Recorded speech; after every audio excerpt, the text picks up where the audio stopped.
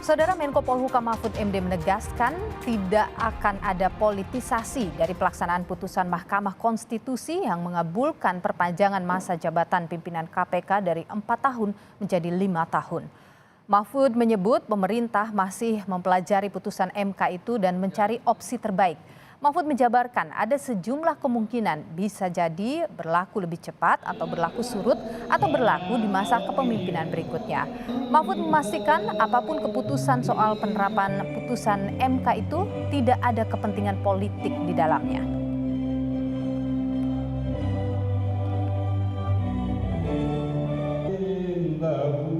Ya kita nanti cari yang terbaik. Ada yang mengatakan itu berlaku cepat. Tapi ada yang seperti halnya sudah kalau di dalam hukum administrasi itu kalau sifatnya fasilitatif itu berlakunya ke periode berikutnya. Tapi ada juga yang mengatakan putusan MK itu berlaku begitu diucapkan, itu ada juga. Tapi ada putusan MK juga yang berlaku berapa tahun kemudian, seperti Undang-Undang KPK yang pertama dulu, agar dibentuk undang-undang, agar dibentuk KPK di seluruh daerah itu dulu tidak langsung berlaku, diberi waktu 2 tahun kemudian. Nah, yang ini juga bisa ditafsirkan berganda seperti itu. Nanti kita cari yang terbaik bagi Indonesia. Tidak akan ada politisasi tentang ini. Akan dicari yang terbaik dan yang paling mungkin dilakukan. Mahkamah Konstitusi telah memutuskan mengubah masa jabatan pimpinan KPK dari 4 tahun menjadi 5 tahun. Dalam putusannya, MK menilai masa jabatan pimpinan KPK selama 4 tahun bersifat diskriminatif dan tidak adil jika dibandingkan dengan komisi serta lembaga independen lain yang memiliki masa jabatan 5 tahun. Sehingga sekali lagi Presiden pun harus segera mengubah keputusan Presiden terkait dengan masa jabatan pimpinan KPK yang telah berubah.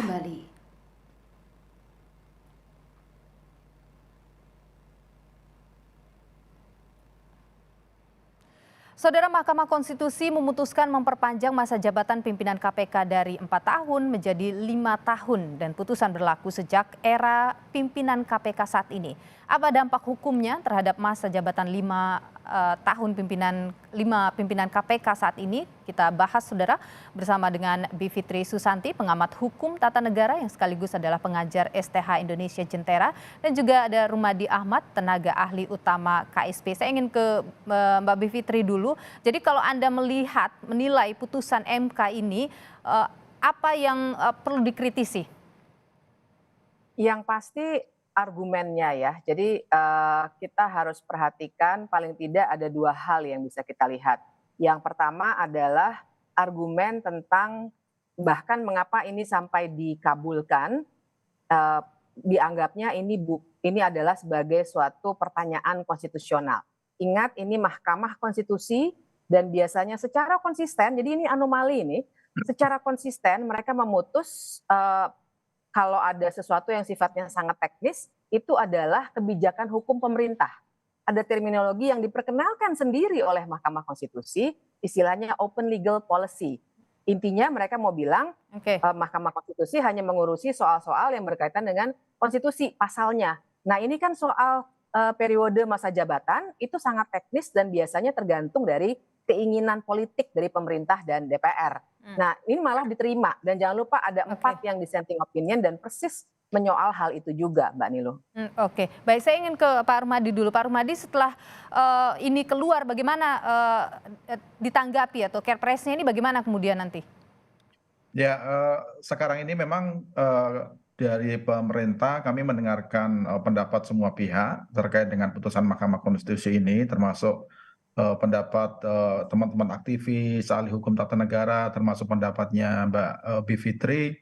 Kami amati betul dan kami mencoba untuk melihat bagaimana sih respon masyarakat terhadap putusan Mahkamah Konstitusi ini. Tentu pemerintah tidak bisa menyimpangi dari apa yang sudah diputuskan oleh Mahkamah Konstitusi, dan kami sebagai eksekutif tidak bisa lain kecuali kami harus tunduk melaksanakan putusan Mahkamah Konstitusi. Nah, nanti langkahnya seperti apa, itu yang nanti dalam waktu dekat pasti pemerintah akan mengambil sikap, termasuk apa yang disampaikan oleh Pak Menko Polhukam, seperti yang tadi disampaikan di dalam awal wawancara ini, itu juga menjadi bagian dari pertimbangan kami. Tapi Oke. memang jauh sebelum adanya putusan Mahkamah Konstitusi ini, sebenarnya pemerintah seperti yang juga disampaikan oleh Pak Mensesnek beberapa waktu yang lalu, sebenarnya pemerintah sudah dalam posisi untuk bersiap-siap membentuk pansel untuk melakukan persiapan merekrut pimpinan KPK untuk periode yang akan datang. Tapi beberapa hari kemudian tiba-tiba ada putusan seperti ini, dan itu mau tidak mau pemerintah harus hormat dan tunduk apa yang diputuskan oleh Mahkamah Konstitusi. Terkejut juga begitu dengan putusan ini? Ya agak kaget sebentar, karena kami juga mengikuti sebenarnya apa yang digugat oleh Pak Nurul Gufron, Wakil Ketua KPK ini di Mahkamah Konstitusi, dan kami juga bersiap-siap nanti putusan Mahkamah Konstitusi seperti apa. Tapi memang Mahkamah Konstitusi sudah mengambil keputusan seperti itu, ya meskipun agak kaget, tetapi pemerintah tidak punya pilihan lain kecuali memang harus taat dan tunduk pada Oke, jadi mengikut saja begitu? Ya mau tidak mau, karena itu merupakan mekanisme hukum ketatanegaraan yang sudah kita sepakati bersama. Gitu. Oke, saya ingin ke Mbak Bivitri dulu. Jadi kalau melihat apa yang diputuskan oleh Mahkamah Konstitusi ini, Anda melihat ada urgensinya begitu untuk memperpanjang masa jabatan pimpinan KPK, Mbak? Urgensi jelas tidak ada menurut saya. Apalagi kita harus ingat pimpinan KPK yang sekarang itu sangat-sangat bermasalah. Ini saya katakan berdasarkan rekam jejak nyata ya, bukan bukan tuduhan belaka, tapi kita tahu bahkan kasus terakhir itu Ketua KPK sendiri sedang dipermasalahkan secara etik karena membocorkan dokumen penyidikan dalam kasus Kementerian SDM. Tapi sebelum itu juga ada kasus helikopter, jangan lupa ada satu bagian lagi di mana satu orang sudah mengundurkan diri. Tapi Mbak Niluh, yang lebih penting buat saya adalah pemerintah tentu saja harus berbicara normatif bahwa putusan MK harus dilaksanakan. Tapi sebenarnya putusan MK ini masih menyisakan persoalan. Karena masih belum terang sebenarnya bagi pemerintah menurut saya, karena beda-beda jawabannya, apakah harus dilaksanakan sekarang atau untuk periode yang akan datang. Nah, menurut saya apa yang sudah dilakukan pemerintah untuk menyiapkan panitia seleksi harus diteruskan saja. Karena memang betul putusan MK berlaku sejak tanggal dibacakan ke depan, tidak mundur. Nah, sekarang kita lihat periode, ini penting, sorry Mbak Niluh, ini penting, periode masa jabatan pimpinan KPK itu 2019 sampai 2023. Artinya kalau diterapkan untuk yang sekarang malah mundur. Padahal ada asas non retroaktif bagi putusan MK.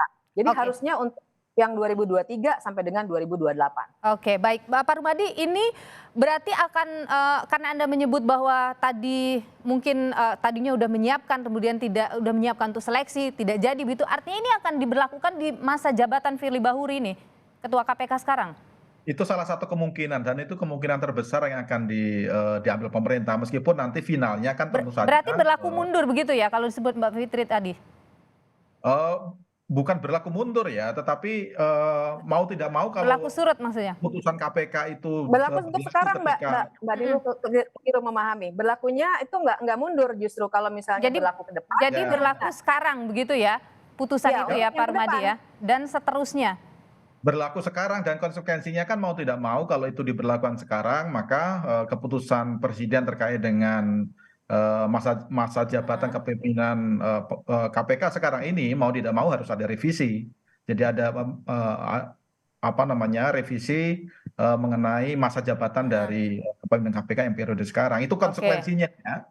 Konsekuensi mau tidak mau kalau putusan KPK berlaku sekarang, maka keputusan presiden terkait dengan pimpinan KPK akan diperbaiki, dan sikap pastinya nanti akan ke situ kalau pemerintah mengambil sikap. Tapi potensi terbesarnya Ketua KPK sekarang dan Ketua KPK sekarang ya, Firly CS ini akan menambah 1 tahun lagi 2024 jabatannya. Itu konsekuensinya begitu Mbak, mau tidak mau begitu. Jadi akan berlaku 1 tahun lagi. Berarti kalau tadi Mbak Bivitri mengatakan harusnya untuk seleksi ya dilanjutkan aja, tidak bisa dilanjutkan ya Pak Rumadi ya? Ya, Harusnya kalau seperti misalnya dilanjutkan diperpanjang untuk kan tahun tentu depan saja ini. tidak bisa dilakukan sekarang kan. Kalau Mhm. misalnya diperpanjang sampai tahun Desember 2024, tentu nanti panselnya baru dilanjutkan nanti setelah 6 bulan sebelum Oke, masa jabatan itu habis begitu. baik. Ini berlaku mulai sekarang, Mbak Bivitri. Jadi di Iya, pimpinan mulai KPK sekarang. enggak, menurut saya tadi saya mengoreksi karena kalau misalnya diberlakukannya sekarang dalam arti Firly Bahuri dimajukan lagi sampai 2024, itu artinya berlaku mundur. Oke, Berlaku yang sekarang itu harusnya ke depan karena ini masalah oke. periode masa jabatan. Oke, jadi, Ya. kalau tadi kan Pak Rumadi mengatakan, paling potensinya itu adalah diberlakukan dari mulai Firly Bahuri sekarang dan kemudian berlanjut terus begitu. Anda tidak sepakat dengan Oh, itu ya? tidak sepakat. Yang benar menurut saya karena tadi sebenarnya Pak Mahfud juga sudah bicara menurut Mhm. Pak Mahfud sendiri secara hukum administrasi kalau periode administrasi maksud saya periode masa jabatan berarti diberlakukannya untuk masa jabatan berikutnya, bukan yang sekarang. Kalau Oh, yang sekarang artinya kita memberlakukan mundur dan itu melanggar asas non retroaktif. oke, bagaimana Pak Rumadi? Ya, prinsipnya begini Mbak, memang pemerintah sekarang kan seperti yang saya sampaikan di awal, berbagai macam pendapat termasuk pendapatnya Mbak Bivitri dan juga teman-temannya Mbak Bivitri kami ikuti secara seksama semua pendapat-pendapat itu. Mhm. Nanti pada saatnya, mungkin dalam waktu yang tidak terlalu lama, pasti pemerintah akan mengambil sikap secara resmi. Ya, cara resminya itu apa? Yaitu melakukan perubahan keputusan presiden terkait dengan pimpinan KPK. Itu putusan resminya. Nah, sekarang memang belum sampai ke tahap itu. Kami masih apa namanya mendengarkan semua pendapat, tapi prinsipnya pemerintah tidak mungkin untuk nyimpang atau mengelak dari putusan Mahkamah Konstitusi. Itu prinsipnya karena ya soal kita tidak suka dengan apa namanya pimpinan KPK sekarang ini, tetapi kalau misalnya putusan hukumnya sudah seperti itu ya mau tidak mau meskipun pahit harus kita telan gitu. Mhm. Mbak Bivitri, ketika misalnya ini benar diperpanjang, masa jabatan dari, Firly Bahuri dan kawan-kawan begitu di pimpinan KPK, menurut Anda, apa yang bisa terjadi? Ya, yang pertama pasti itu melanggar putusan Mahkamah Konstitusi ya, dan artinya bisa dipermasalahkan lagi secara hukum. Tapi yang bisa terjadi kemudian adalah, saya khawatir KPK juga jadinya akan, melanjutkan cara beroperasi seperti yang sekarang, di mana, kelihatan sekali ada upaya untuk mempolitisasi, KPK Oke, ya untuk beberapa kasus. Kita harus peka juga bahwa sebentar lagi kita akan pemilu dan sudah kelihatan beberapa kasus yang kelihatannya dipaksakan. Dan itu tadi ada catatan yang luar biasa parah ya sampai pimpinan KPK membocorkan rahasia penyidikan, oke. dokumen penyidikan itu juga harus diperhatikan dan kalau diperpanjang pimpinan KPK yang perilakunya seperti ini, saya khawatir sekali KPK akan betul-betul rusak dan akibatnya pemberantasan korupsi akan rusak betul, tambah parah di negara ini. Mhm. Pak Rumadi, jadi di putusan MK ini kan ada dissenting opinion juga ya dari, beberapa hakim MK begitu, tidak Ya. sependapat dengan perpanjangan ini. Apakah itu kemudian nanti akan dipertimbangkan juga? Mbak, kalau meskipun ada dissenting opinion, misalnya ada 4 orang yang dissenting opinion segala macam, tetapi yang kita lihat kan putusan akhirnya seperti apa. Dan dalam banyak kasus putusan-putusan Mahkamah Konstitusi juga banyak yang dissenting opinion, tapi untuk melaksanakan putusan KPK itu tentu yang kita lihat bukan dissenting opinionnya, tapi Oke. putusan akhirnya seperti apa.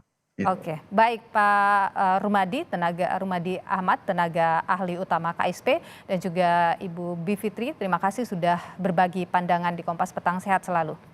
Terima kasih, Mbak.